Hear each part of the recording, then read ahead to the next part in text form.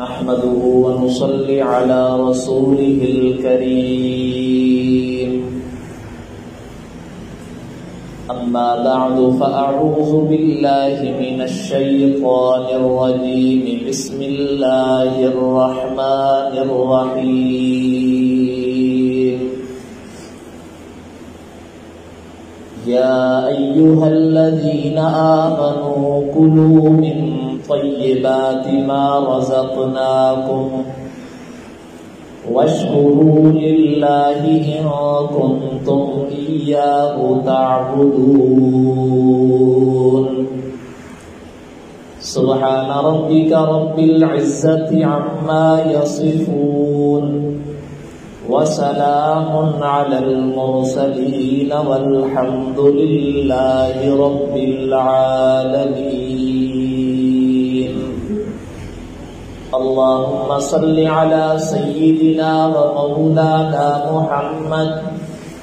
وعلى آل سيدنا ومولانا محمد وبارك وسلم ثم صل عليه یا ایھا الذین آمنوا اے ایمان والو کلوا من طیبات ما رزقناکم ستھری ان چیزوں سے جو ہم نے تمہیں رزق عطا کیا اس سے کھاؤ واشکروا للہ اور صرف کھانا ہی نہیں بلکہ اس پر اللہ کا شکر بھی ادا کرنا ہے ان کنتم ایاہ تعبدون اگر تم خاص اللہ ہی کی عبادت کرتے ہو۔ جو آیت کریمہ میں نے آپ کے سامنے تلاوت کی ہے اس میں بھی اللہ رب العزت نے خاص طور پر ایمان والوں کو مخاطب کر کے دو کام کرنے کا حکم دیا ہے۔ اب یہ اللہ رب العزت خاص ایمان والوں کو کیوں مخاطب ہوتے ہیں؟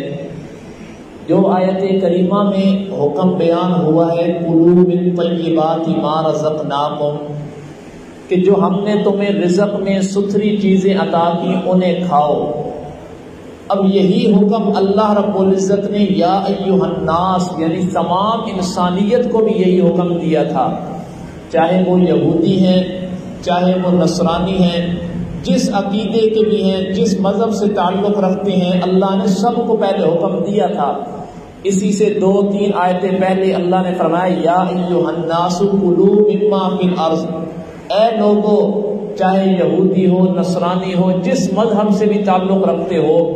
کلوا مما فی الارض حلالا طیبا، جو ہم نے تمہیں ستھری ستھری چیزیں حلال چیزیں عطا کی انہیں کھایا کرو جو کچھ زمین میں ہے، وَلَا تَتَّبِعُوا خُطُوَاتِ الشَّيْطَانِ شیطان کی تابعداری نہیں کرنی، إِنَّهُ لَكُمْ عَدُوٌّ مُّبِينٌ بے شک وہ تمہارے لیے کھلا دشمن ہے۔ اب اللہ نے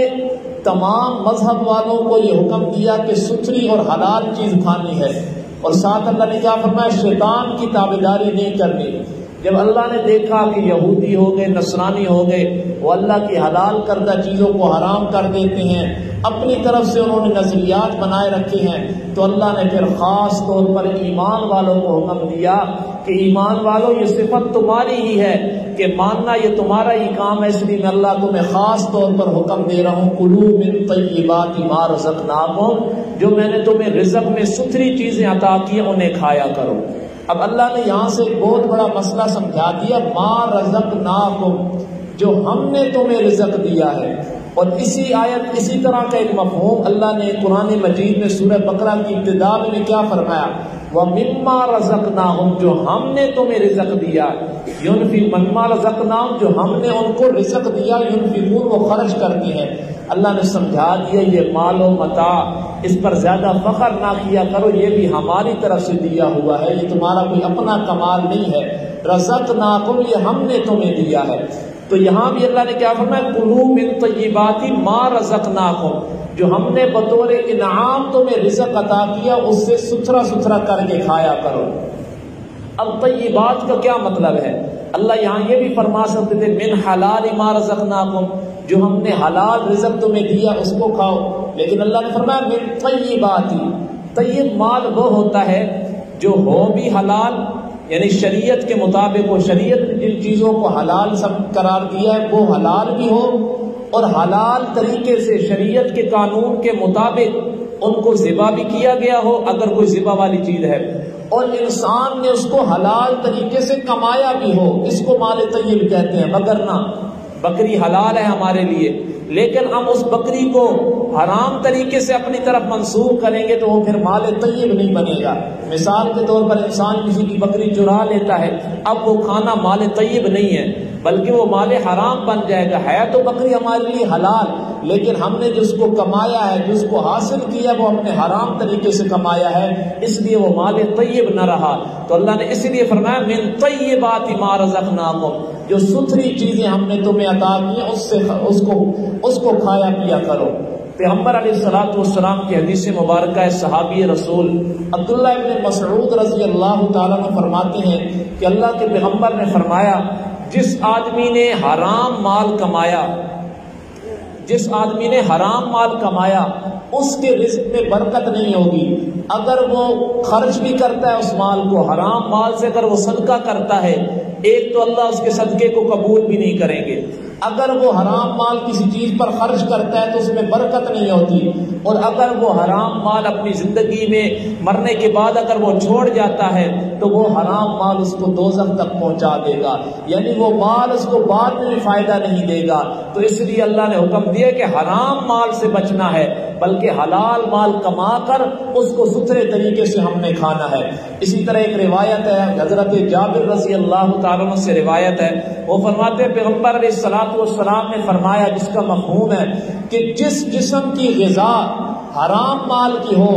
جس جسم کی نشو نما حرام مال سے ہو، وہ کبھی بھی جنت میں داخل نہیں ہو سکتی، بلکہ وہ اس کا دوزخ جو ہے ٹھکانہ وہ اس کے مستحق ہے۔ جس آدمی کی نشو نما، جس آدمی کا پلنا حرام مال سے ہو، وہ آدمی دوزخ کے مستحق تو ہو سکتا ہے، جنت کا مستحق نہیں ہو سکتا۔ کئی روایات ہیں، ایک روایت میں آتا ہے، حضرت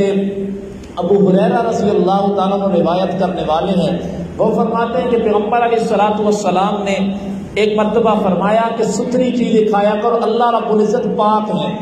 تو اللہ بھی پاکی کو پسند کرتے ہیں۔ اللہ کی صفت طیب، اللہ پاک ہیں، تو اللہ کی صفت پاکی ہے، یعنی پاک ہیں، تو اللہ بھی چاہتے ہیں کہ پاکی کو اللہ پسند کرتے ہیں کہ پاک مال تم کھاؤ پیو۔ پھر پیغمبر علیہ الصلوۃ والسلام نے فرمایا کہ جس طرح اللہ نے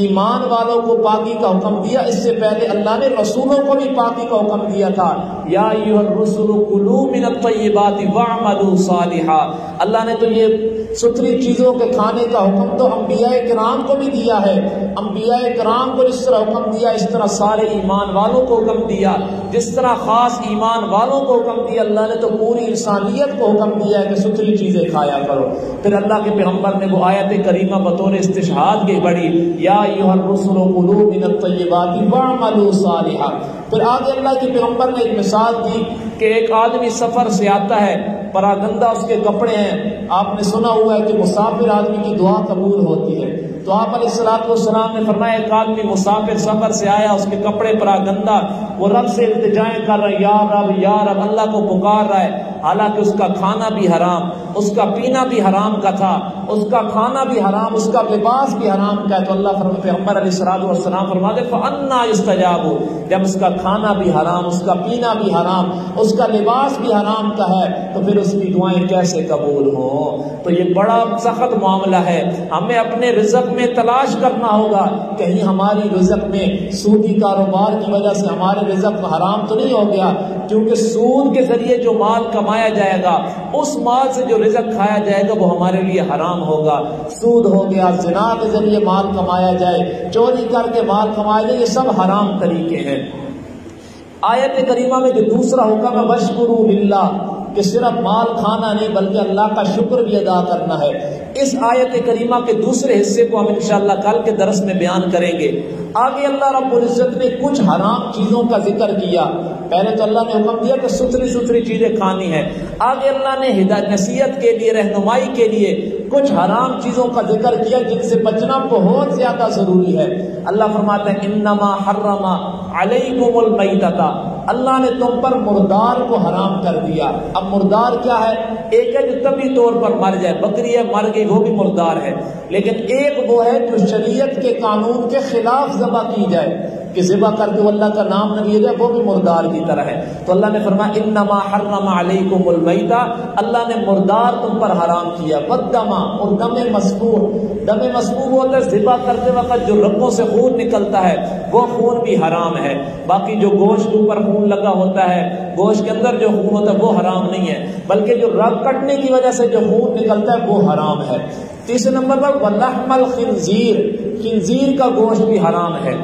اب اللہ نے فرمایا ولحم الخنزیر، حالانکہ خنزیر کی ہر چیز حرام ہے، چاہے اس کی ہڈیاں ہیں، چاہے اس کی کھال ہے، کسی طریقے سے بھی خنزیر کے جسم سے یا خنزیر کے اعضاء سے ہم نفع نہیں اٹھا سکتے۔ پھر اللہ نے ولحم الخنزیر کیوں فرمایا؟ کیونکہ ہمارا جو جانوروں سے مقصود ہوتا ہے وہ گوشت ہی ہوتا ہے، اس لیے اللہ نے خاص طور پر گوشت کا ذکر کیا۔ وَقَرْنَ خنزیر نجس العین ہے، ہر چیز اس کی نجس ہے، وہ کسی طریقے سے بھی، چاہے آپ خنزیر کو حلال طریقے سے شریعت کے مطابق ذبح بھی کر لیں پھر بھی وہ خنزیر حلال نہیں ہوگا بلکہ وہ حرام ہی رہے گا۔ وما اہل بہ لغیر اللہ، اور جو نامزد کی جائے غیر اللہ کے نام کے لیے، جو چیز غیر اللہ کے نام پر ذبح کی جائے یا جو غیر اللہ کے تقرب کے لیے جو چیز مقرر کر دی جائے وہ بھی حرام ہے۔ اب غیر اللہ کے نام پر دینے کے دو طریقے ہیں۔ ایک طریقہ تو یہ ایک آدمی نے بکرا لیا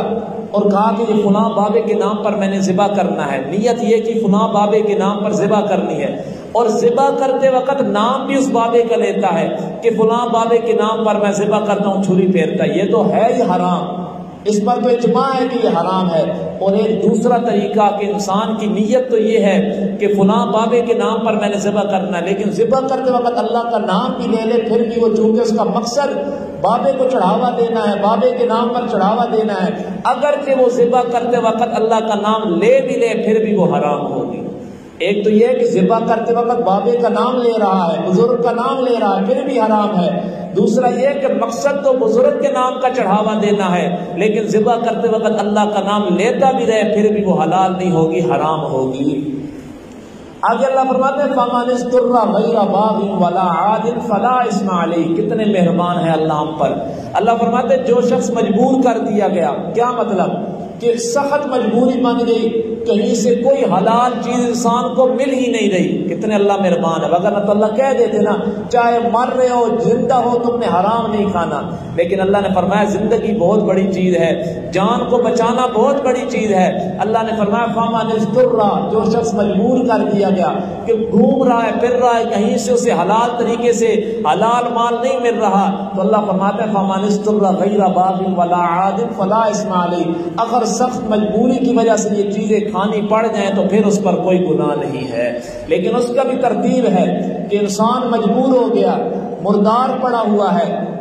خون پڑا ہوا ہے، خنزیر کا گوشت پڑا ہوا ہے، اس کے بعد غیر اللہ کے نام کی نظر و نیاز پڑی ہوئی ہے، تو پھر اس وقت کیا کرنا ہے؟ میتہ، ہم نے مردار کھا لینا ہے، نہ خنزیر کا گوشت کھانا ہے، نہ خون کھانا ہے، اور نہ ہی غیر اللہ کے نام کی نظر و نیاز دینی ہے۔ پھر اب مردار کو نکال دو، آخری تین چیزیں رہ گئی، خون پڑا ہوا ہے، خنزیر کا گوشت ہے، اور اس کے بعد غیر اللہ کے نام کی نظر و نیاز پڑی ہے۔ خون تو ہم کھا لیں گے، اس کے ذریعے رزق حاصل کر لیں گے، لیکن ہم نے خنزیر کا گوشت بھی نہیں کھانا اور غیر اللہ کے نام کی نظر و نیاز بھی نہیں کھانی۔ پھر اگر غیر اللہ کے نام کی نظر و نیاز ایک طرف ہے اور خنزیر کا گوشت پڑا ہے تو اللہ فرماتے ہیں خنزیر کا گوشت کھا رہو، غیر اللہ کے نام کی نظر و نیاز پھر بھی نہ کھاؤ۔ اتنی سخت چیز ہے، اتنی بری چیز ہے خنزیر، غیر اللہ کی نظر و نیاز، کہ اگر خنزیر کا گوشت پڑا ہوا ایک طرف اور دوسری طرف نظر و نیاز پڑی ہے غیر اللہ کے نام کی اور سخت مجبوری ہے تو غیر اللہ کی نظر و نیاز نہیں کھانی بلکہ خنزیر کا گوشت تک کھا لو،